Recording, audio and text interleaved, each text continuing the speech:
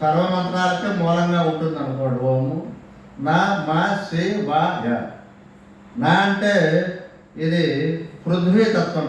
పంచభూతాలు ఉన్నాయి కదా, పృథివ్యాపస్థేలు వాయురాకాశాలు. పృథివ్యాపస్థేలు వాయురాకాశ. పృథివీ, అగ్ని, ఆపహ అంటే జలం, వాయు, ఆకాశం. పృథివ్యాపస్థేలు వాయురాకాశం. ఈ భూమి పృథివీ తత్వం. నా అనే అక్షరం. ఈ పృథివీ తత్వం అనేది స్థిరత్వం, ధైర్యాన్ని సూచిస్తుంది. తర్వాత మా అనేది జలతత్వం, జలం, పవిత్రత, శాంతి.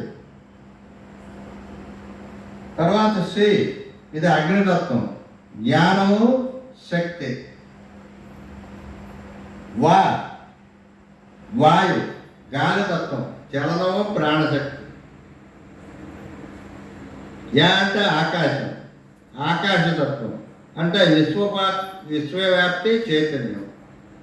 ఇది ఈ పంచభూతాల ప్రత్యేకలు, పంచాక్షరి.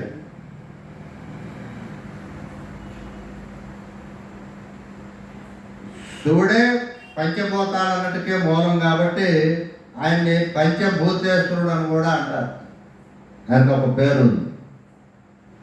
ఈ పంచాక్షరి మంత్ర జపం వల్ల ఓం నమ శివాయ ఈ మనశ్శాంతి, భయ నివృత్తి జరుగుతుంది, పాప పరిహారం జరుగుతుంది, జ్ఞాన ప్రకాశం జరుగుతుంది, శరీర మనోశుద్ధి కూడా వస్తుంది. శరీర శుద్ధి, మనశ్శుద్ధి, శుభ సాహిత్యం, శివుడితో ఏకత్వం,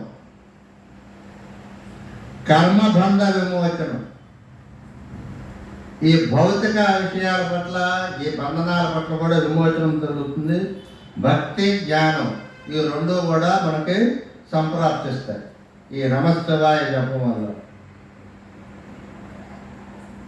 ఈ శివార్చనలో ఇంకా మనం అర్చించడానికి